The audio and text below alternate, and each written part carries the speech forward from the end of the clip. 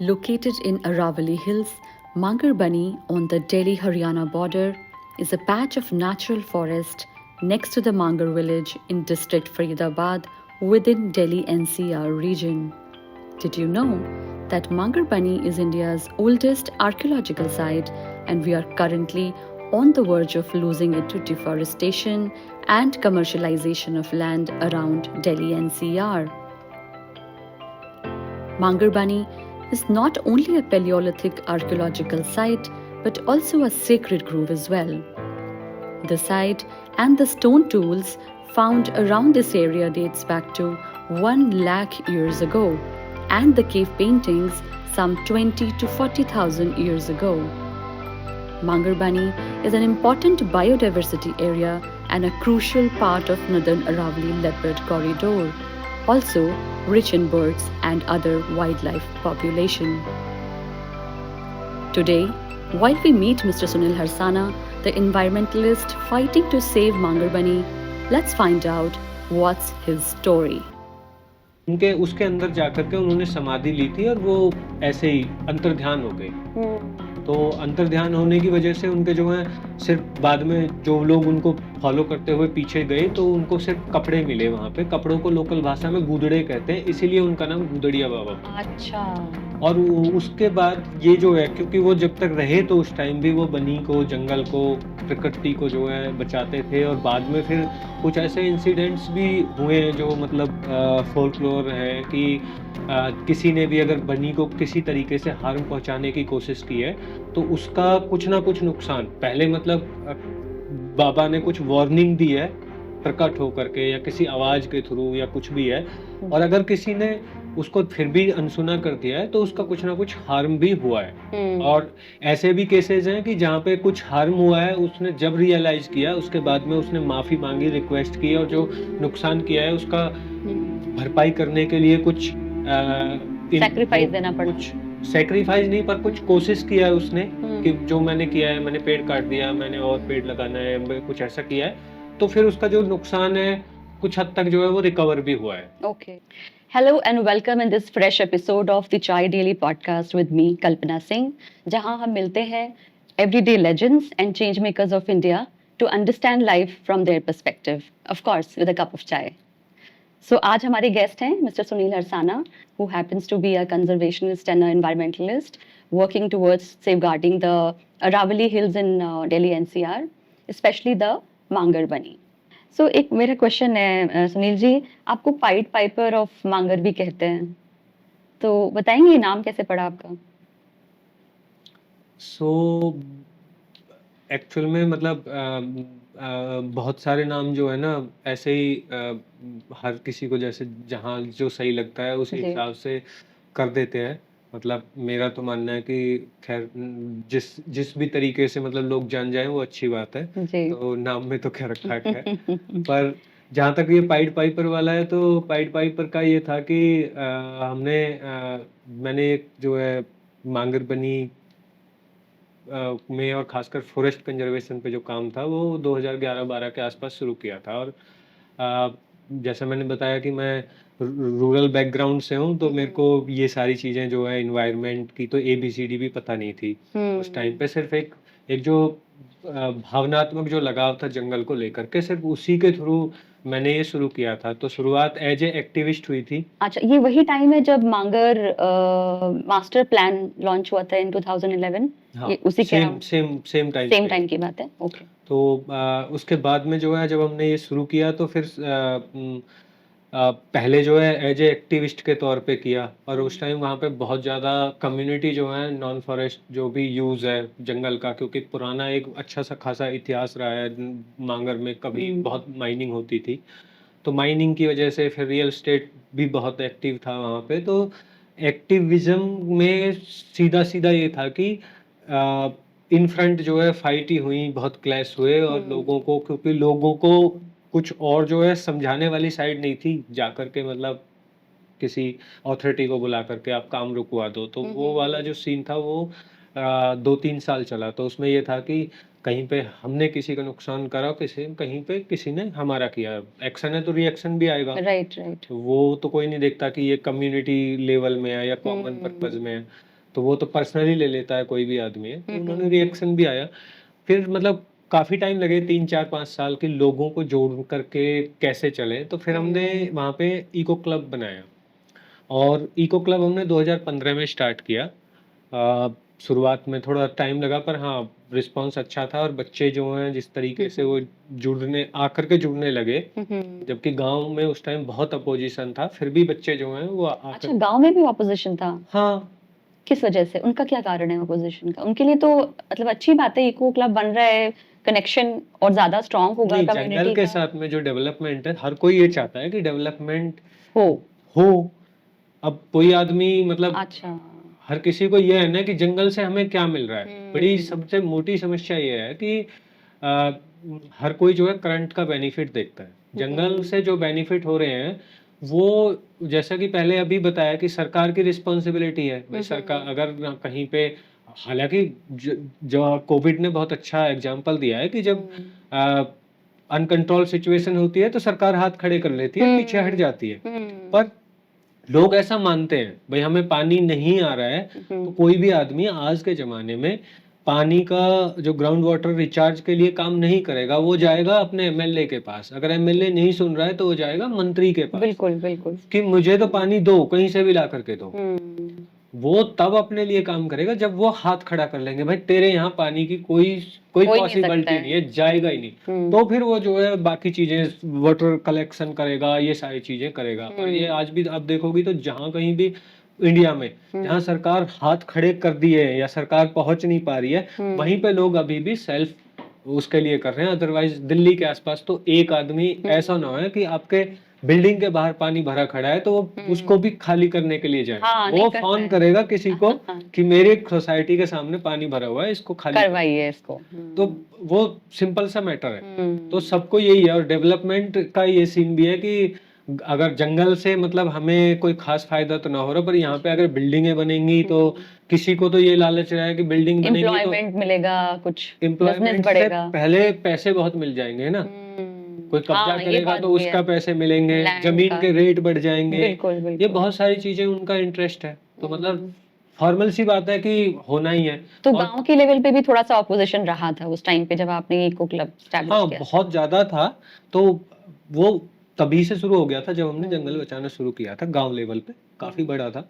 और जब हमने इको क्लब शुरू किया तो रिस्पॉन्स के अगेंस्ट आए थे, बच्चों ने बहुत इंटरेस्ट लिया। भर-भर के हुँ। बच्चे आते थे और हुँ। अभी भी आते हैं मतलब हर संडे जो है बच्चे अपने इंटरेस्ट से आते हैं। हमारा कोई इको क्लब का कोई ऐसा मेंबरशिप वाला सीन नहीं है, कुछ नहीं है, अच्छा, जो कोई बच्चे भी आएँ जॉइन कर हाँ, सकता है, कोई भी पार्टिसिपेट कर और सकता कोई है। कभी भी छोड़ सकता है। ओके, और अब ओके। 5 बच्चे भी आएँगे तो भी हम सिखाएँगे, 50 बच्चे आएँगे तो भी हम हुँ। एक्टिविटी करेंगे ही करेंगे। हुँ। और सारे बच्चे अपने इंटरेस्ट से आते हैं, तो उसको देख कर के मतलब एक रिपोर्टर था राउंड ग्लास से, उन्होंने एक हुँ। आर्टिकल किया था, तो मुझे तो पाइड पाइपर क्या है मुझे पता नहीं था।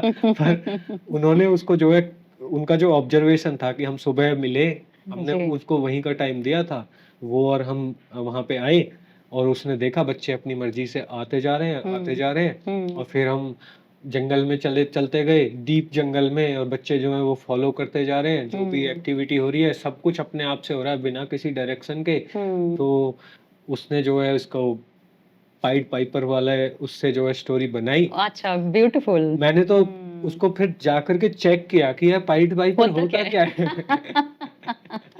तो हाँ, मतलब पर वो जो है फिर वो स्टोरी वो रिलेट तभी मेरे को हाँ, समझ में आया कि एक्चुअल में हाँ, पाइड पाइपर का मतलब है कि कि मंत्रमुग्ध लोग लोग हाँ, फॉलो करते वो जा रहे हैं। मंत्रमुग्ध होकर के अपने आप से फॉलो करते आ ब्यूटीफुल। रहे हैं। हुँ। तो बहुत ही सुंदर। यहीं आई से वो थिंक नाम ये आया। जो अनकंडीशनल एफर्ट्स होते हैं ना, जो किसी भी बेनिफिट से या किसी भी लालच से इंस्पायर्ड ना हो, तो वो ऐसे ऑटोमैटिकली लोग जुड़ते जाते हैं और उनको दिखता है वो एफर्ट, जो मुझे लगता है कि I think this is a true example that you are setting कि लोग बहुत इंस्पायर्ड हैं। जैसे मैं आपके साथ बहुत टाइम से जुड़ी हुई हूँ। हमने काफ़ी सारे वॉक्स वगैरह भी करे हैं। मुझे याद है हमने एक बार क्लीनिंग एक ड्राइव करी थी। मोहताबाद में क्लीनिंग ड्राइव। हाँ, बहुत ही मतलब वेरी इफेक्टिव और बहुत ही सुंदर activity. So I also learned a lot, बहुत कुछ सीखने को मिला। तो बहुत ही अच्छा एफर्ट है। मैं एक चीज़ पूछना चाह रही थी कि अम, जो मांगर बनी है उसमें मतलब वाइल्ड लाइफ तो है ही है, उसको उसके प्रिजर्वेशन को लेके आप काम कर रहे हैं, लेकिन उसका कल्चरल एक हेरिटेज मैंने कहीं पढ़ा कि वो उसको कल्चरल हेरिटेज माना जाता है जंगल को। उसका कुछ कारण है, कोई is there are certain belief या कुछ ऐसा मानती है community for the forest? So basically वैसे तो मतलब जो पुराना जो वो है मांगरबनी का जो खास जैसे अभी तो हम इसको इकोसिस्टम, वाइल्ड लाइफ, बायोडाइवर्सिटी इन सब चीज़ों के साथ में करते जोड़ते हैं। हैं। पर पुराने टाइम में ये चीज़ें जो हैं अब पता नहीं मतलब स्टोरी, बिलीफ्स और इनके थ्रू कनेक्ट होकर के हमें मिलती हैं कि जिन चीज़ों हम्म। के साथ कोई स्टोरी जुड़ी हुई है या उसको प्रिजर्व करने का है तो उसका साइंटिफिक इम्पोर्टेंस भी हमें आज के टाइम में पता चल रहा है कि वो हम्म। ऐसे ही नहीं था। ये अच्छा, तो मतलब जैसे फॉर फैक्ट है। एग्जांपल? फॉर एग्जांपल जैसे पीपल का पेड़ है, हम्म। तो पीपल के लिए जो पुरानी एक मान्यता थी कि भई पीपल जो है उसको नुकसान नहीं पहुँचाना चाहिए। हम्म। कुछ लोगों का को कुछ लोग कहते थे कि उसके ऊपर भूत रहता है, कुछ हम्म। लोग कहते थे उसके ऊपर देवता रहता है। तो मतलब जिन लोगों ने भी अभी हमें ये पता चला है कि पीपल एक ऐसा पेड़ है जो कि 24 घंटे ऑक्सीजन देता प्रोवाइड है, करवाता है और बिल्कुल। वो बहुत हम्म। इम्पोर्टेंट पेड़ है इकोसिस्टम के हम्म। पर्सपेक्टिव से। हम्म। तो जिन लोगों ने उस टाइम पे ये बनाया वो कितना माइंडेड आदमी था कि उसे पता था, उन लोगों को ये समझ में आता था कि जो पीपल है उसको बचा के रखना है। तो हम्म। उन्होंने उसके ऊपर भूत बैठा दिया ताकि उसके डर से कोई जो है वहां पे जाकर के उसको फोकलोर्स। नुकसान ना पहुंचाए। हम्म। और ये भी था कि अमावस्या के दिन आपको 1 लोटा पानी डालना है क्योंकि उसमें देवता रहता है। अच्छा। तो मतलब कोई और भी नहीं तो महीने में 1 दिन ऐसा है कि पीपल में अगर गांव से 50 लोग जाकर के 1-1 लोटा पानी हम्म। डालेंगे तो उसको जो है इतना पानी पानी मिल मिल जाएगा जाएगा। कि वो हम्म। आगे सरवाइव कर लेगा। हम्म। तो दैट्स मतलब वो उस टाइम का फैक्ट था। पर अभी जो है हम साइंटिफिक इस सिचुएशन में है कि हम हम्म। हमें ये पता चलता है कि पीपल की इम्पोर्टेंस क्या है हम लोगों बिल्कुल। के लिए। बिल्कुल। तो वैसे ही ये जो वो है तो पुराने जो मान्यता थी वो तो ये है कि मांगरबनी जो है कभी किसी जमाने में और ये मतलब सही भी है हम्म। कि जब हम मुगल पीरियड ये सारा पढ़ते हैं तो दिल्ली तो कहीं था ही नहीं। हम्म। अगर हम पहले देखें पुराने टाइम में इंद्रप्रस्थ जो है वो बिल्कुल जंगल को उजाड़ करके बसाया गया था अच्छा। महाभारत पीरियड में। हम्म। तो उसके बाद में फिर जो हमारा सल्तनत पीरियड रहा है जी। उसमें भी अरावली को ही एक्सटेंड किया गया है। फिर हम्म। मुगल पीरियड है तो वो थोड़ा सा उससे करके यमुना की तरफ चले गए हैं। पर बिल्कुल। ज्यादातर वही एक्सटेंशन रहा है तो उस राइट। उसको हम देखते हैं तो जहाँ पे लास्ट जो सेटलमेंट है वो भी मेहरौली तक है। हम्म। मेहरौली के नीचे तो पूरा जंगल है जंगल ही था। कंटिन्यूअस में। बिल्कुल। तो इस जंगल के बीच में ये जो मांगर बनी है वो कभी और भी हम पुराने टाइम में जाते हैं जैसे पौराणिक और इस उस वाले जो पीरियड को हम देखते हैं तो ये आश्रम रहे हैं छोटे छोटे जंगलों के भीतर। अच्छा। बल्कि आश्रम? किन चीज, किसके आश्रम? जो ऋषि मुनि पुराने हैं अच्छा। तो ये जो पूरा जो बेल्ट है ये किसी न किसी इसके कुछ प्रमाण मिले हैं, कुछ स्टडी हुआ है, कुछ रिसर्च हुआ है वहाँ अभी पे? कोई इस तरह की स्टडी तो नहीं है पर हाँ कुछ मिथ्स के साथ कनेक्शन है। जैसे ये तो हम मानते हैं कि गुरु द्रोणाचार्य का गुरुग्राम है, हम्म। उनका आश्रम वहीं पे था जहाँ पे उन्होंने उनको शिक्षा दी थी। जी। और यहाँ पे पराशर ऋषि का जो आश्रम है वो परसून में बताया है, सबको पता है, अनिखीर में। हम्म। ऐसे ही मांगर के बारे में मानते हैं कि यहाँ पे परमानेंट नहीं पर काफी टाइम तक जो है कभी किसी जमाने में मार्कंडेय ऋषि यहाँ पे रहे हैं अच्छा। जिन्होंने यहाँ पे तपस्या की है। तपस्या की थी। और उसके बाद में फिर एक सिस्टम बन गया है कि वो आश्रम में उसके बाद और जो है ऋषि मुनि वहाँ पे रहते रहे हैं, तपस्या करते रहे हैं। तो जो जिसको जिनके बारे में जो मतलब इसको हम अपने अपने उसके साथ जोड़ते हैं, अपनी आइडेंटिटी के साथ जोड़ते हैं, उनका नाम जी। गुदड़िया बाबा है। तो अच्छा। ये भी इसी परंपरा में एक ऋषि हुए हैं जो कि मतलब बहुत सिद्ध थे और कहते हैं कि मतलब वो इतने सिद्ध हो गए थे कि जो जनरली जो है वो वहाँ पे एक केव है पुराना, अब तो उसके ऊपर मंदिर बना दिया स्ट्रक्चर को जो है। ये केव एग्जैक्टली कहाँ पे है? बनी के अंदर है, बनी के अंदर है। अच्छा। बिल्कुल लास्ट में है। जो एक्चुअल जो मान्यता है बनी की वो उस केव के साथ में कनेक्ट है अच्छा। कि उनके उसके अंदर जाकर के उन्होंने समाधि ली थी और वो ऐसे ही अंतर्ध्यान हो गए। तो अंतर्ध्यान होने की वजह से उनके जो है सिर्फ बाद में जो लोग उनको फॉलो करते हुए पीछे गए तो उनको सिर्फ कपड़े मिले वहां पे। कपड़ों को लोकल भाषा में गुदड़े कहते हैं, इसीलिए उनका नाम गुदड़िया बाबा पड़ा। अच्छा।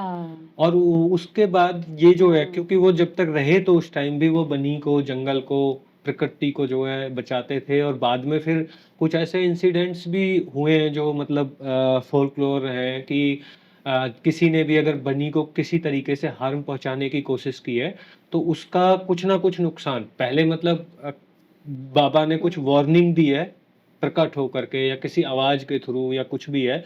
और जी। अगर किसी ने उसको फिर भी अनसुना कर दिया है तो उसका हम्म। कुछ ना कुछ हार्म भी हुआ है। हम्म। और ऐसे भी केसेस हैं कि जहाँ पे कुछ हार्म हुआ है, उसने जब रियलाइज किया उसके बाद में उसने माफी मांगी, रिक्वेस्ट की और जो नुकसान किया है उसका हम्म। भरपाई करने के लिए कुछ इन वो सैक्रिफाइस देना पड़ा। कुछ सेक्रीफाइस नहीं पर कुछ हम्म। कोशिश किया है उसने कि हम्म। जो मैंने किया है, मैंने पेड़ काट दिया, मैंने और पेड़ हम्म। लगाना है, कुछ ऐसा किया है।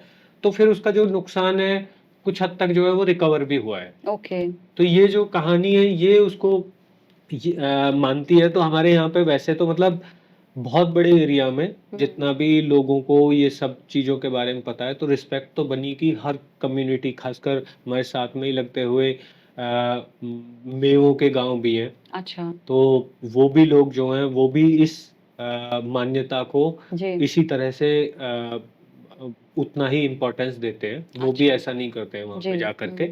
और हमारे जो हैं जैसे हम गुजरों में हरसाना वो सब कास्ट से बिलोंग करते हैं मतलब ग्रुप से। जी। तो हमारे यहाँ पे 3 गाँव हैं। तो हमारे में वहाँ के हर पेड़ को, हर जो भी कोई बनी के अंदर है, चाहे वो कोई जीव जंतु है, पेड़ है, पौधा है, तो सबको एक तरीके से बाबा का ही पार्ट मानते हैं। इसमें एक अच्छा। स्टोरी भी है कि एक रेबारी कम्युनिटी होती है राजस्थान से, तो वो काफ़ी बड़े, वो एक तरीके से खानाबदोश होते हैं। जी। तो बड़े-बड़े ग्रुप में पशुओं को लेकर के वो मूव करते रहते हैं। हम्म। अभी तो खैर कम हो गया है। तो किसी टाइम पे कोई रेबारी था जिसके पास बहुत सारे ऊँट थे। जी। वो ऊँट लेकर के आया, उसने आकर के और बनी के अंदर घुसा दिए ऊँट, क्योंकि बड़े-बड़े पेड़ हैं अच्छे से। हम्म। तो कहते हैं वो रेबारी के पास जो है एक बाबा जी प्रकट हुआ साधु। हम्म। उसने उसको बोला, भाई तुम जो ये ऊँटों को हटा लो, नहीं तो ये मेरे जो जटाएँ हैं, सर के जो बाल हैं, इनको खींच रहे हैं, जो ब्रांच को खींच रहे हैं। जी। तो उसने कहा, यार क्यों मतलब बकवास कर रहा हो, ये तो पेड़ अन्न खा रहे हैं, तेरी जटा अन्न कहाँ खा रहे हैं। हम्म। तो कहने के बाद में जो है वो साधु तो गायब हो गया। फिर थोड़ी देर बाद उसके जो ऊँट हैं वो गिरने शुरू हो गए। अच्छा। तो तो फिर कोई बंदा जा रहा था या उसने गाँव की तरफ दौड़ लगाई, उसने बताया कि यार मेरे साथ तो ऐसा होगा, मेरे इतने सारे ऊँट जो हैं वो गिर चुके हैं। हम्म। तो और ऐसे-ऐसे हुई, एक बाबा जी आया, उसने हमको ये बताया था और मैंने उसको ये बोल दिया। तो किसी ने बताया कि तूने गलती कर दी, तू जा कर के जो बाबा ने जहाँ धूना लगाया हुआ है, हम्म। वहाँ जा कर के वहाँ माफ़ी माँग, अगर कुछ हो सकता है तो। तो उसने जा कर के वहाँ पे माफ़ी माँगी। तो कहते हैं कि उसको एक आवाज़ सुनाई दी कि भई आज के बाद जो है ना, अभी तक तो अब तेरे ऊँट जो हैं वो ठीक कर रहा हूँ मैं, पर आज के बाद मेरे इसके अंदर मत घुसा देना। हम्म। तो जो कहते हैं कि रैबारी लोग जो है ना उनमें पूरे में अभी तो खैर नहीं आते हैं, पर पहले से ही उनको ना सब जगह उनको पता था रैबारी लोगों को कि आगे जो है ना बाबा की बनी है, तो हमारे जो पशु हैं वो उसमें नहीं जाने, ऊँट नहीं जाने चाहिए कम से कम। अच्छा। हम्म। काफी इंटरेस्टिंग स्टोरी है। तो तो एक बार हम थोड़ा पीछे जाते हैं। 2011 में जब आपने स्टार्ट किया अपना एक्टिविज्म, तो जो मांगर बनी का जो एक प्रोजेक्ट लॉन्च हुआ था, मास्टर प्लान, उसका क्या इम्पैक्ट रहा ओवरऑल फॉरेस्ट पे? तो थोड़ा बताएंगे उसके बारे में? सो वो लॉन्च हुआ नहीं, अभी भी होल्ड पे है। अच्छा। वो तो क्या वो उसका जो स्टॉप हुआ वो इस वजह से कि आप लोगों ने कोशिश की, लोकली लोगों से बात करी, एकजुट हुए, मे बी रेज हो किया सकता है। कंसर्न? मतलब उसको उस वाले प्रोजेक्ट को पास करवाने के लिए सरकार, कहने की बात तो ये है कि अभी तक भी कोशिश कर रही है। ओके। तो पर बट हाँ क्या ये था ये था। Plan? What was the plan? So basically इन्होंने हमारे हरियाणा में एक मेन चीज़ ये है कि हरियाणा में फॉरेस्ट एरिया नोटिफाइड नहीं है, मतलब फॉरेस्ट की कोई डेफिनेशन नहीं है, फॉरेस्ट हम्म। एरियाज प्रॉपर चिन्हित नहीं है कि ये फॉरेस्ट है। हम्म। तो थैंक यू। मांगरबनी जैसे जंगल भी जो हैं वो फॉरेस्ट, क्योंकि डिफाइंड फॉरेस्ट नहीं है तो फॉरेस्ट की कैटेगरी में नहीं आते हैं। अच्छा। वो लैंड है। ठीक लैंड है। को कैटेगराइज किया हुआ है हमारे यहाँ पे जो है लैंड की कैटेगरीज बनाई हुई हैं, जैसे चाही मीन्स की जो इरिगेटेड एग्रीकल्चर लैंड है, मगदा है मतलब रेन इरिगेटेड लैंड है, अच्छा। और एक होता है गैर मुमकिन यानी नॉन कल्टीवेबल लैंड है। तो जो हम्म। हिल का एरिया है वो हमारा नॉन कल्टीवेबल लैंड है जिसको गैर मुमकिन बोलते हैं। अच्छा। तो अब सरकार के पास जो है, क्योंकि ये लैंड जो है वो स्टेट का मैटर है, तो सरकार के पास अथॉरिटी होती है कि वो किस तरह की जमीन को किस तरह के यूज में करे। ओके, प्रपोज करे। हाँ, मतलब किस तरह का अपने यूज जो है ना वो अलाउ कर सकती है वहां पे। अच्छा, ठीक है। तो उसको बेस बना करके जो हमारे मास्टर प्लान वगैरह आते हैं, तो सरकार उसमें यही करती है कि वो डिसाइड करती है कि ये एरिया को हम इसमें हम ये चीजें अलाउ कर रहे हैं। ओके।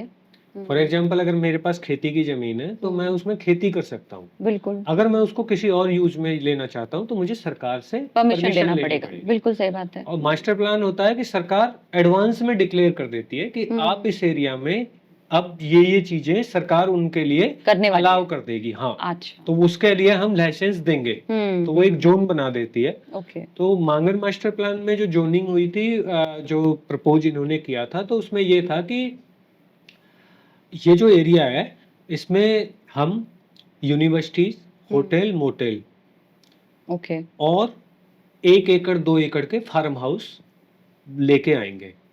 ठीक है। और तो जो जब जो जोनिंग का जो मैप बनता है तो उसमें पूरे एरिया को जो है वो दिखाते हैं कि भाई ये यहाँ पे ये हो सकता है, यहाँ पे हो सकता है। तो उस प्रपोजल को जब हमने देखा था तो उसमें ये था कि अगर 400 हेक्टेयर से ज्यादा जमीन होगी तो उनको तो हम यूनिवर्सिटीज अलाउ करेंगे, और शायद 40-42 एकड़ या समथिंग, पता नहीं एग्जैक्टली, उनके लिए होटल, मोटेल ये हम प्रपोज करेंगे। ठीक है। और बाकी जो छोटे जो हैं वो 1 एकड़ 2 एकड़ वाले उनको फार्म हाउस देंगे। ठीक तो है। जो पहाड़ी का जो एरिया है वो एज पर जो हमारा जो एनसीआर का जो प्लान है, एनसीआर जो प्लानिंग बोर्ड का जो प्लान है जी। डेवलपमेंट को लेकर के, रीजनल प्लान जो है पूरे एनसीआर एरिया के लिए, उसके हिसाब से जो पहाड़, जोहोड़, ये जो चीजें हैं ये नेचुरल कंजर्वेशन जोन में आते हैं। ओके। और उनमें जो है लिमिट ऑफ 0.5% रहती है। लिमिट एज लिमिट ऑफ 0.5% ये किस चीज की लिमिट है? कंस्ट्रक्शन की। कंस्ट्रक्शन की। अच्छा, इतना ही परसेंट का कंस्ट्रक्शन किया कंस्ट्रक्शन जा हो सकता सकता है। है, लेकिन टोटल एरिया का। इनका जो जोनिंग थी वो पहाड़ के ऊपर भी, इवन बांगरबनी के ऊपर भी जो है इन्होंने वो डेवलपमेंट वाले ही जो है वो डिजाइन बना दिए कि यहाँ पे ये यूनिवर्सिटी अलाउ हो सकती है, यहाँ पे ये हो सकती है। ओके। तो जो उस टाइम पे जो पहला जो इंटरवेंशन था, बाकी जैसे मैंने पहले बताया जंगल वंगल के बारे में मेरे को ज्यादा समझ नहीं थी, पर बनी को लेकर के था भाई, जी। बनी में ऐसा कैसे हो सकता है। तो हमने वो रेज किया, पर आहिस्ता आहिस्ता ये समझ में आया जब और लोग जुड़े और मतलब और लोगों से हमें समझ में आया जंगल का जो वो पूरा कॉन्टेक्स्ट है, जी। तो फिर तब ये समझ में आया कि भाई अगर आज हम बनी को अगर बचा भी लेते हैं तो अगर बनी इसलिए बची हुई है क्योंकि सराउंडिंग एरिया में काफी जंगल है। जब हमारे सराउंडिंग एरिया का जंगल खत्म होगा तो जो जरूरतें हैं जो अब सराउंडिंग एरिया से प्रोवाइड हो रही हैं, तो हम बनी को बचा रहे हैं। जब वो जरूरतें हैं वो शिफ्ट होकर के बनी के ऊपर आएंगी तो वो बनी भी खत्म हो जाएगी। तो हमें बचाना है तो हमें पूरा जंगल को बचाना पड़ेगा जी। और तो यहाँ से पूरी शुरुआत हुई। यहाँ से वो पूरी शुरुआत हुई थी स्टार्ट। तो उस टाइम पे हमने पहले उसमें जो है मास्टर प्लान को जो है ऑब्जेक्ट किया था। फिर फाइनली उसमें लीगली कुछ लोग हैं जिन्होंने वो लूप हॉल देखा कि ये तो एनसीजेड को भी जो है ओवर रूल कर रहा है, एनसीआर प्लानिंग बोर्ड को भी कर रहा है। ओके। फिर मतलब काफी लोग जुड़े आपके साथ जिन्होंने इसमें सपोर्ट किया ओवरऑल फॉर्मुलेट करने में। बहुत सारे लोग, मतलब मैं तो क्या ही चीज हूँ, गायब भी हो जाता। बहुत सारे लोगों का एफर्ट है जी बिल्कुल। मैं तो सिर्फ एक मीडिएटर हूँ बिल्कुल कि ग्राउंड पे कुछ चीजें हैं जो ग्राउंड तक पहुंचानी है, ग्राउंड से जो चीजें आ रही हैं उनको ऊपर तक पहुंचाना है। मेरा रोल तो इसमें इतना ही रहा है। और तो उन्होंने वो पता लगाया कि ये लूप होल है एंड देन फिर फिगर आउट हुआ कि कैसे हम ऑब्जेक्ट कर सकते हैं या कन्विंस कर सकते हैं लोकल अथॉरिटीज को। लोकल अथॉरिटीज़ का, स्टेट लेवल का मैटर था, पर हाँ, पहले में यही आया, पर वहाँ से कुछ खास नहीं था। सरकार पूरी ताकत लगा के खड़ी थी कि मास्टर प्लान उनको लेके आना है। जी। इवन उस टाइम पे काफ़ी सारे मास्टर प्लान थे अलग-अलग एरियाज़ में, जहाँ-जहाँ अरावलीज़ की बेल्ट है उसको ध्यान में रखते हुए।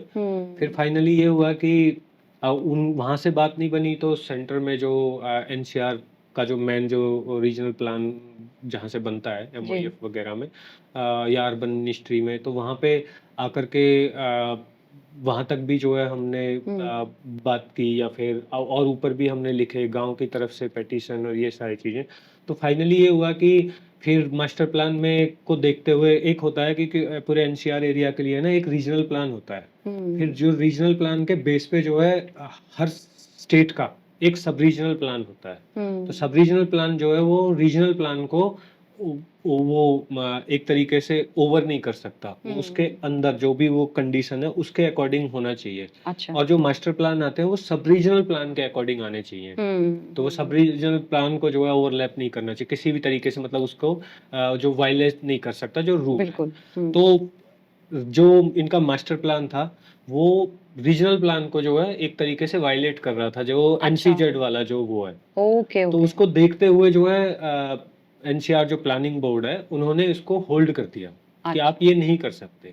फिर बाद में जो है सरकार ने कोशिश की कि वो रीजनल प्लान में चेंजेस लाए। जी। तो रीजनल प्लान में चेंजेस के लिए उन्होंने 14-15 में एक मीटिंग की थी, जिसमें हरियाणा के चीफ मिनिस्टर शामिल हुए थे। बाकी जो 3 स्टेट है, राजस्थान, यूपी और दिल्ली के सीएम जो हैं वो नहीं आए उसमें। ओके। और एमओएफ भी आई थी। पर उससे पहले ये हो गया कि पीएमओ ने ही उन्होंने रेगुलर जो है 3 लेटर निकाल दिए कि मांगर बनी के जो है उसको बचाने के लिए इनके अगेंस्ट चला गया कि जब पीएमओ इसमें इंटरेस्ट अच्छा, ले रहा है। पीएमओ ने इंटरवेंशन किया हाँ। In your support. हाँ, very good. Prime minister office से 3 लेटर आए कि मांगर बनी के सपोर्ट में, नॉट माय सपोर्ट मतलब ऑफ में। Course your call. हाँ, करेक्ट। और मांगर बनी के सपोर्ट में पीएमओ ने लेटर निकाले, तो उसकी वजह से ये बैकफुट पे आ गए। फिर फाइनली वो जो है जो इनका प्रपोजल था वो नहीं हुआ, और रीजनल प्लान में जो है मांगर बनी विद 500 मीटर का जो बफर के साथ में उसमें इंक्लूड मेंशन होगी पहली बार रीजनल प्लान में। अच्छा। तो पहले पहाड़ी मेंशन थी, फिर मांगर बनी मेंशन हो गई, तो फिर इनको ये बैकफुट पे आ गए, तो फिर इनको मांगर बनी को कंसीडर करना था। तो फिर भी इन्होंने मास्टर प्लान जो है उसको बनाने के लिए उसमें मांगर बनी को जो है नीचे जाकर के मांगर बनी विद 60 मीटर बफर जोन डाल दिया। अच्छा। 500 को रिड्यूस कर दिया 60 में। और फिर इन्होंने एक डिमार्केशन करवाई, वो बड़ी गंदी सी करवाई। बनी का एरिया जो है वो शिफ्ट कर दिया, और काफी सारा एरिया जो है जहाँ इंटरेस्ट था रियल एस्टेट लॉबी को, वो आउटसाइड दिखा दिया मांगर बनी से। तो फिर हमने फिर से अपोज किया उसको। फाइनली उन्होंने टीम में सर्वे में मुझे लिया था, साइन करवाए थे, पर रिपोर्ट देने से जो है ना रिपोर्ट छिपानी शुरू कर दी। फिर आरटीआई और मतलब बहुत सारी चीजें हुई। फाइनली फिर ये जो है एनजीटी इंटरवेंशन भी हुआ। एनजीटी ने एमओईएफ के साथ को जो है डायरेक्ट करके उसमें जो है एक प्रॉपर सर्वे करवाया कि यहाँ पे किस तरह का वो है। तो उसमें ये आया था कि मांगर में करीब 6 लाख पेड़ हैं, कई साल पहले बड़ी सी एक खबर आई थी। और फिर फाइनली ऐसे ही चलता रहा। फिर 16 में ये जो है ये सरकार शायद 15 या 16 में चेंज हुई, बीजेपी आई पहली बार। जी। तो तब तक शायद इनके कुछ ऐसे कनेक्शन नहीं रहे होंगे रियल एस्टेट वालों से या इनसे। तो उस टाइम इनको मतलब ये बड़े एक तरीके से ना उसमें थे, मोटिवेट थे कि हमें कुछ सही काम करने हैं जो जनता के हित वाले हैं। तो उनमें एक काम ये था कि उन्होंने मांगर बनी को ना सिर्फ रिकॉग्नाइज किया बल्कि नोटिफाइड किया नो कंस्ट्रक्शन जोन। हालांकि मतलब जब फॉरेस्ट डिक्लेयर करने की बात आई तो ये भी पीछे हट गए। तब तक मतलब होगी सेटिंग वेटिंग जो। ओके। तो उस वाले इसमें क्या वो माइनिंग वाला भी कुछ एक एस्पेक्ट जुड़ा हुआ था क्या? क्योंकि जब मैंने विजिट किया था मांगरबनी, हमारे जो भी वॉक्स हुए थे, तो काफी सारा माइनिंग वाला एरिया है वहाँ पे, जिसकी वजह से वो कुछ लेक्स वहाँ पे बन गई हैं, निहारिका लेक फॉर एग्जांपल। तो ये मास्टर प्लान में ही था या ये माइनिंग वाला अलग नहीं, कोई केस ये था? अलग है। देखो यहाँ पे क्या है, अरावलीज को जब हम वैसे तो मतलब दिल्ली के साथ से ही कनेक्ट करते हुए मैंने आपको हिस्ट्री बताई कि जितना भी इनको जब साउथ अरावलीज कहते हैं ना, ये वाला एरिया जो मांगरबनी का है। साउथ हरियाणा अरावली है, वैसे ये नॉर्दर्न अरावली है। अच्छा, अगर ओवरऑल ओवरऑल अरावली के हिसाब से का नॉर्थ देखोगे तो है। ये नॉर्दर्न अरावली है, ओके ओके। और हरियाणा के कॉन्टेक्स्ट में देखो तो ये साउथ हरियाणा है, क्योंकि साउथ में है हरियाणा के, तो जी। साउथ हरियाणा अरावलीज है। या correct, state wise. So basically जो हम जैसे जब हम अरावली के कॉन्टेक्स्ट में बात करते हैं, खासकर हम दिल्ली की अगर हम बात करें, जैसे मैंने तुम आपको पुराना ही जो वो है वो दिया है, अगर हिस्ट्री उठा लो तो दिल्ली का तो बेस ही जो है ना वो अरावली को खा के ही हुआ है। चाहे इंद्रप्रस्थ बना हो या फिर सल्तनत ये बात तो पीरियड मैं एग्री हो करती हूँ। या कुछ भी है, जो भी है, मतलब सिर्फ अरावली को ही का दोहन है। दिल्ली का मतलब है अरावली का दोहन, जितना हो सका किया। करते करते बात यहाँ तक आई कि लास्ट में जब हम मांगर से ऊपर की तरफ, जो हमारा आज का जो असोला है, एक जमाना था 70s के आसपास या उससे भी पहले, जो ये कॉमनवेल्थ वाला जो सीन चला था, तो उस जी। टाइम पे यहाँ पे माइनिंग होती थी बाकायदा बजरी की। जो इसका असली नाम जो असोला भाटी जो है वो भाटी माइंस था। अच्छा। तो भाटी माइंस में, और यहाँ पे इसको लोकल भाषा में बोलते थे ओड मंडी, क्योंकि जो ओड लोग हैं जो पाकिस्तान से आए हुए थे, जी। वो रिलोकेट होकर के आए हैं, उन लोगों की एक्सपर्टीज थी वो बजरी खच्चरों के थ्रू बजरी जो बजरी होती है सैंड, मतलब क्रेसर से अलग जो है करेक्ट, नेचुरली जो आती है, बारीक हाँ, होती है। उसको खोद करके वो निकालते थे वहां से। ठीक है। और ये बहुत लंबे टाइम तक चला। 80s के आसपास जो है इनका मेरे हिसाब से 80-90 के आसपास जो है ये बंद हुआ वहाँ पे। तो जब बंद हो गया तो ये जो है ये माइनिंग वाला जो सीन था, तो ये शिफ्ट होकर के फिर हरियाणा में शुरू हो गया। दिल्ली में रोक लग गई तो हरियाणा में शुरू हो गया। हरियाणा में 90 से लेकर के 2002 तक कंटिन्यू चला, दिल्ली के बॉर्डर के आसपास। तो जो ओके। आप निहारिका लेक की बात कर रहे हो, या इसके ऊपर की तरफ अनंगपुर गांव में काफ़ी सारी ऐसी बड़ी बड़ी लेक्स हैं। राइट। उनके नाम ऐसे ही रख दिए, निहारिका, भारद्वाज लेक। पुराने टाइम में ये थी, ये बेंदा खान माइनिंग है, जैसे वो भाटी माइंस है, ऐसे ही सबके अपने यही नाम थे जी। जिनसे हम जानते हैं। कोई 10 नंबर लीच है तो 10 नंबर की खान है, इस तरीके से उनके नाम। क्योंकि वो तो बिजनेस, मतलब पार्ट ऑफ बिजनेस था ना, हाँ, वो कुछ उसमें। अभी और तो 2002 में माइनिंग यहाँ पे, जो ये वाला जो बिल्कुल दिल्ली के सटा हुआ जो एरिया है, यहाँ जी। पे माइनिंग 2002 में फर्स्ट सुप्रीम कोर्ट इंटरवेंशन हुआ था, ऑर्डर आया था कि दिल्ली बॉर्डर के 5 किलोमीटर तक के एरिया में। और उसका बेस ये था, जैसे आपने वो ग्राउंड वाटर देखा है, तो वो ग्राउंड वाटर माइनिंग इतनी डीप हो रही थी कि ग्राउंड वाटर एक्सपोज हो गया। ग्राउंड वाटर एक्सपोज हो गया तो पानी को उठाना बड़ी समस्या हो जाती थी। जी। तो फिर इन्होंने क्या किया लीज होल्डर ने, कि उन्होंने बड़े बड़े पंप लगा दिए, तो जितना पानी आ रहा है उसको वो बाहर फेंकते रहते थे। अब इतना पानी आप बिना मतलब के खींचे जा रहे हो, वो बाहर फेंक रहे जा रहे हो, तो फिर ऊपर की ग्राउंड तरफ लेवल तो पे कम आना हो है। गया होगा। ग्राउंड में मतलब 2002 में एक बहुत बड़ा क्राइसिस साउथ दिल्ली के साइड में पानी को लेकर के दिखाई दिया। ओके। उसको देखते हुए सुप्रीम कोर्ट ने जो सर्वे करवाई थी सीईसी के थ्रू, और उसमें ये प्रूव हुआ कि यहाँ पे इस तरह के वायलेशन हो रहा है।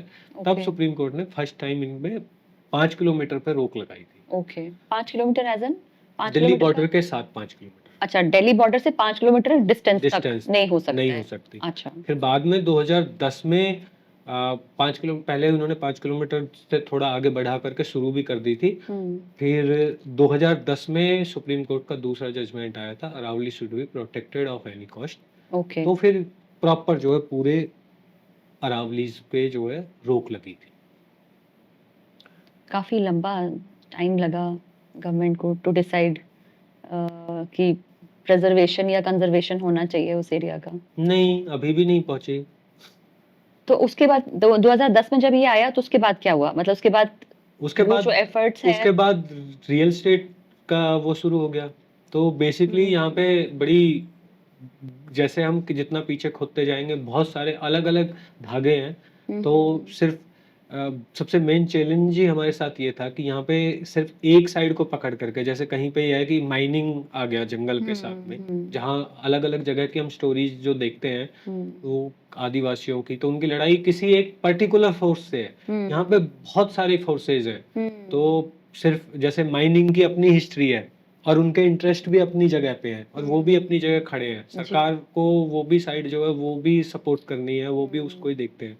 दूसरी तरफ जो है रियल एस्टेट का भी एक अपना वो है, अपनी कहानी है, जो कि मतलब ये अरावलीज के जो एरिया हैं पुराने टाइम में ये इनको जो है जैसे मैंने बताया था नॉन कल्टीवेबल लैंड के तौर पे कैटेगराइज किया गया था। जी। और नॉन कल्टीवेबल लैंड का मतलब होता है कि नो नो यूज जमीन है जो है, तो दैट्स मीन कि वो जंगल है, उसका और तो कोई वो नहीं है। जब उसमें एग्रीकल्चर नहीं था, ये था। और ऐसी जमीनें जो है वो कॉमन थी, यानी कि कॉमन इन द सेंस कि सबकी। तो मेरी भी है, आपकी भी है, यूज अलग अलग हो सकता है। मैं हो सकता है वहाँ पशु चरा लूँ, आप हो सकते हैं कि वहाँ पे जो है घूमने चले जाएं। तो ये दोनों हमारे कॉमन इंटरेस्ट मिल गए ना उसके साथ, तो वो कॉमन है। अब इन्होंने ऐसी कॉमन लैंड्स जो हैं बाद में आज़ादी तक जो है ये सारी जो है कॉमन में रही। आज़ादी के बाद खेल शुरू हुआ, खासकर हरियाणा में तब शुरू हुआ जब हरियाणा पंजाब से सेपरेट हुआ। तो सेपरेशन का बेस ही ये था, क्योंकि हरियाणा में खासकर जो है लोगों की जो मेंटेलिटी थी वही जमींदार शाही वाली थी, क्योंकि कभी अंग्रेजों ने यहाँ के लोगों को जमींदार बनाया नहीं। यहाँ जो सिस्टम चलता था वहाँ यहाँ पे था कि आप खेतीहर हो, खेती करते हो, बदले में आप रेवेन्यू दोगे डायरेक्ट सरकार को। बाकी जो स्टेट है जैसे यूपी वगैरह में, तो वहाँ जमींदारी प्रथा थी, एक बड़े आदमी को बहुत सारी जमीन दे दी, फिर वो खेती करवाता था। तो वो जो दिमाग में जो वो कीड़ा है ना, वो तो कुलबुलाता है ना कि सबको है कि भाई मेरे को भी जमींदार बनना है। तो वो जमींदारी वाले फोर्स से आए। तो जैसे ही हरियाणा बना, तो इन्होंने एक एक्ट लेके आए, Punjab village common land act. पहले ही आ गया था, पर उसके जो लूप होल थे वो इम्प्लीमेंटेशन हुए जब हरियाणा बन गया, उसके बाद शुरू हुए। और उसमें ये किया कि हर तरह की जो जमीन है, चाहे नाले की जमीन है, चाहे जोहड़ की जमीन है, चाहे नहर की जमीन है, चाहे उसकी नदी की जमीन है या पहाड़ की जमीन है, सारी जमीनें प्राइवेटाइज करनी शुरू कर दी। ज़्यादातर ये केस एसटीएम या जो लोअर कोर्ट में जाते थे और वहाँ पे इन्फ्लुएंस कर लेना। दूसरी तरफ ये केस जो है वो पंचायतों के अगेंस्ट जाते थे। अब पंचायत में जो सरपंच है वो भी गांव का ही पार्ट है, तो सीधी सी बात है कि ये जो ये टेबल है ये हमारा कॉमन है, पर इससे ज़्यादा बेनिफिट ये हो सकता है कि हम इसको जो है पर्टिकुलर कर लें कि मेरा जो हिस्सा है वो मेरे को सेपरेट मिल जाए। तो सरपंच को भी सेपरेशन में इंटरेस्ट था, तो उन्होंने केस ही नहीं लड़े। एक तरफा ये हो करके ये जो है होगी। फिर जो बड़े बड़ी जो कंपनियां हैं उन्होंने अपने लैंड बैंक बना लिए। फिर इसमें एक बड़ा वायलेशन हुआ कि जो कॉमन जो हमारा जो कंसोलिडेशन एक्ट है, कंसोलिडेशन एक्ट का वायलेशन करके इस जमीनों के पार्टीशन करवा लिए।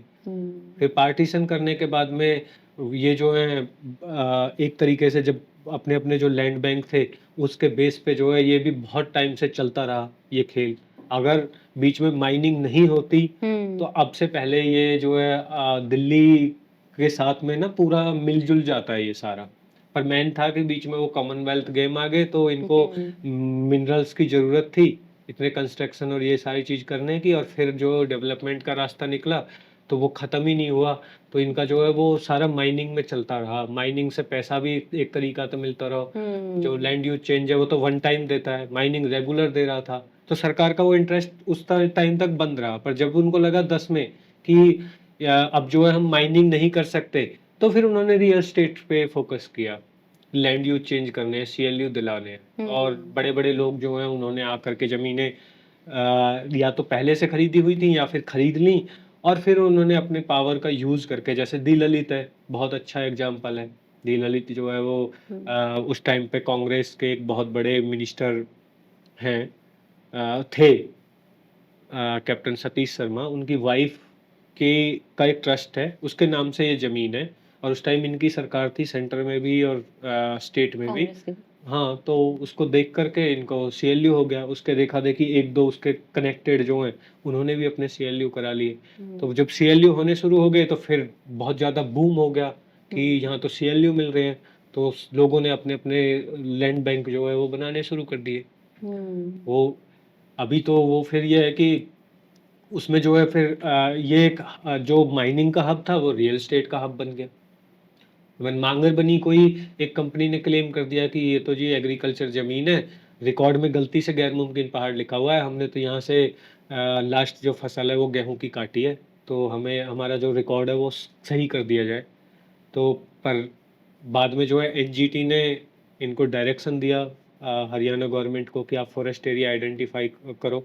तो वो डेफिनेशन बनाने से वो मुकर गए। उन्होंने सुप्रीम कोर्ट में हलफनामा दे दिया कि आप हमें डायरेक्ट करो कि हमें किस तरह के जंगल रखने हैं।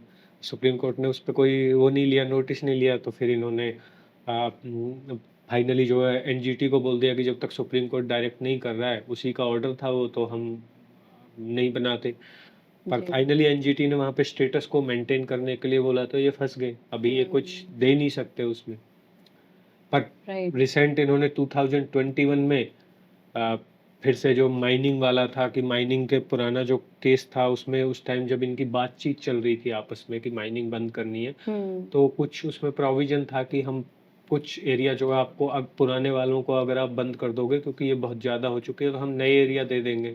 तो उसको बेस बना करके फिर सुप्रीम कोर्ट चले गए। अब ये फिर से मतलब रियल एस्टेट बंद हो गया, तो अब इनका माइनिंग में फिर से इंटरेस्ट हो गया कि माइनिंग खुलवा दी जाए। तो वो जो है वो मतलब इंटरेस्ट शिफ्ट हो रहे हैं। थोड़ा सा बांगरबनी के आप साइंटिफिक एस्पेक्ट के बारे में बताइए, लाइक फ्लोरा एंड फौना, कौन क्या क्या वहाँ पे आई थिंक एक कुछ आपका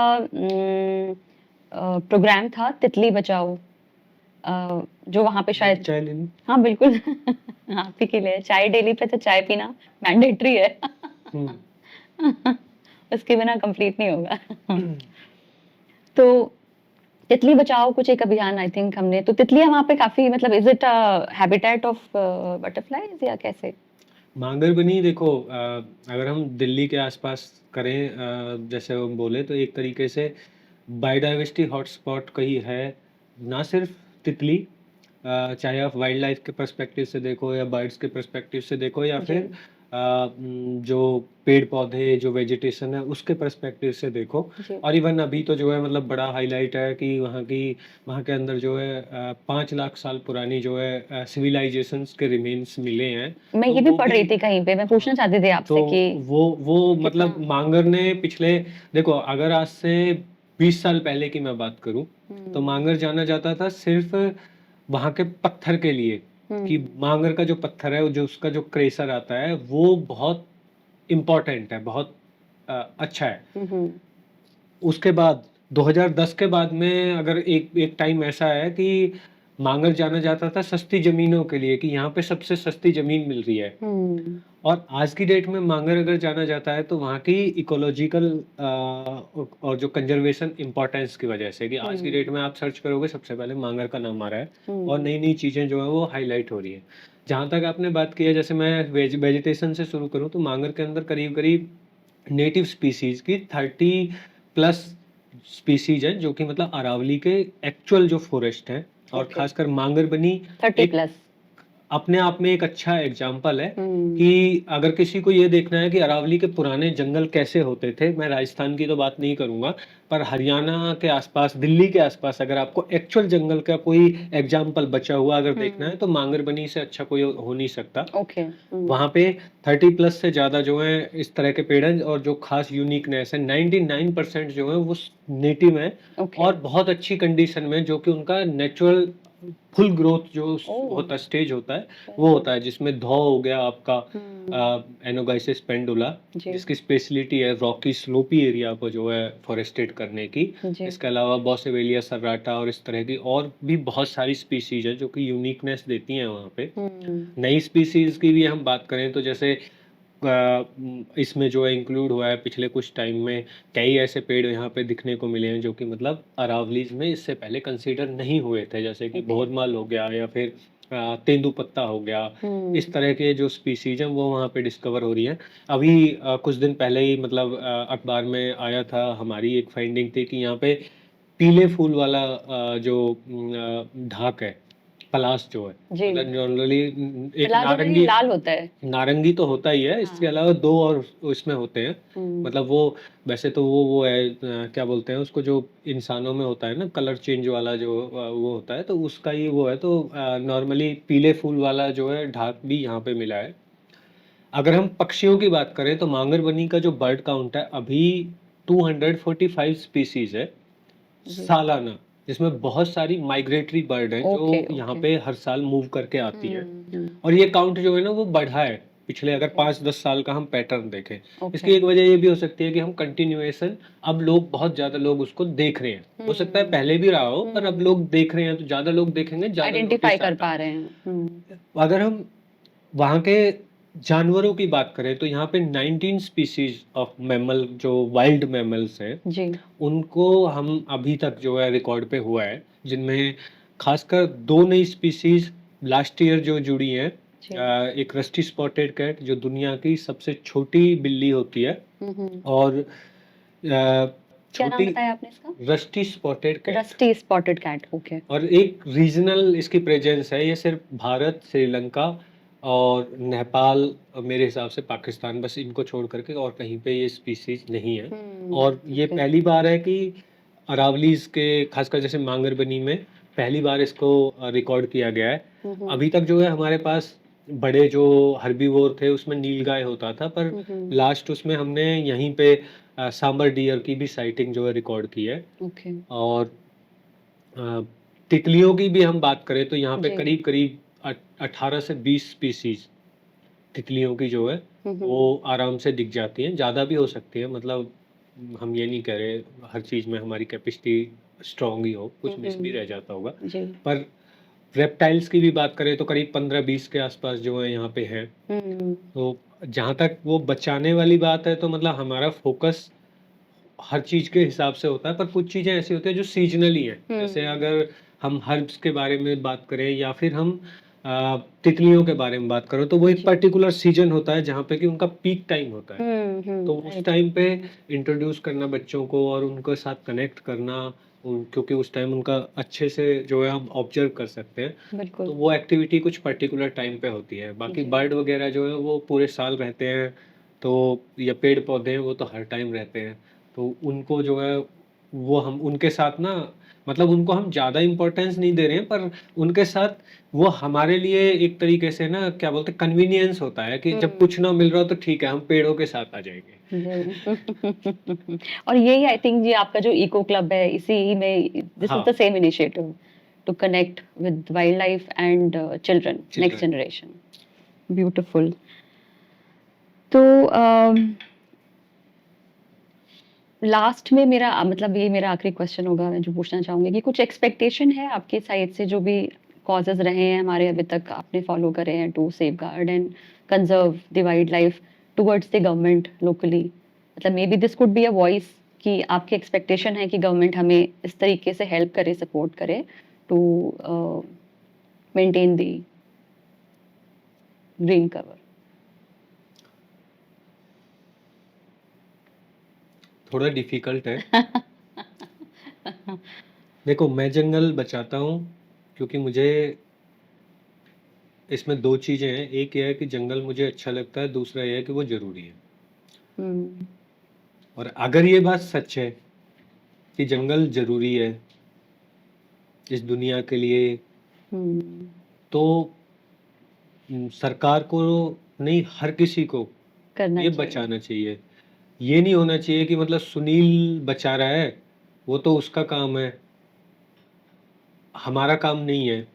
मतलब हमारे लिए तो और भी चीज़ें हैं, हम्म। क्योंकि ये सबके लिए ज़रूरी है।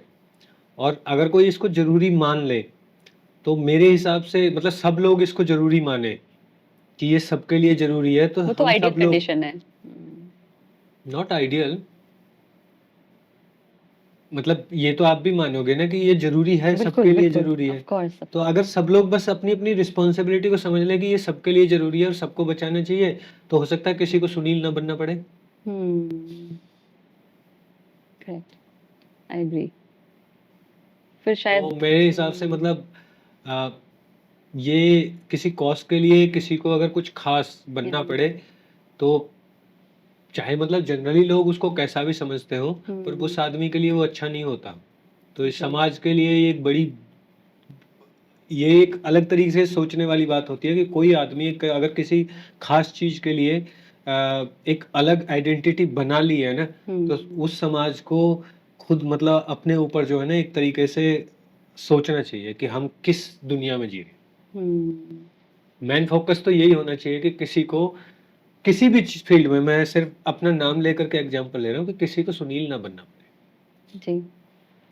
On that note thank you so much Sunil ji show पे आने के लिए और हमारा सपोर्ट, सभी का सपोर्ट, इनफैक्ट हमारे ऑडियंस का भी सपोर्ट आपके साथ आई एम श्योर रहेगा। और आप इको सिस्टम में, इको क्लब में जो भी एक्टिविटीज़ ऑर्गेनाइज करते हैं, we would like to contribute in that in whichever capacity, and we will be in touch with you for that. Thank you thank so you very much. Much. Thank you. I hope you like the video. Channel को subscribe करना और best friend के साथ share करना बिल्कुल ना भूलें।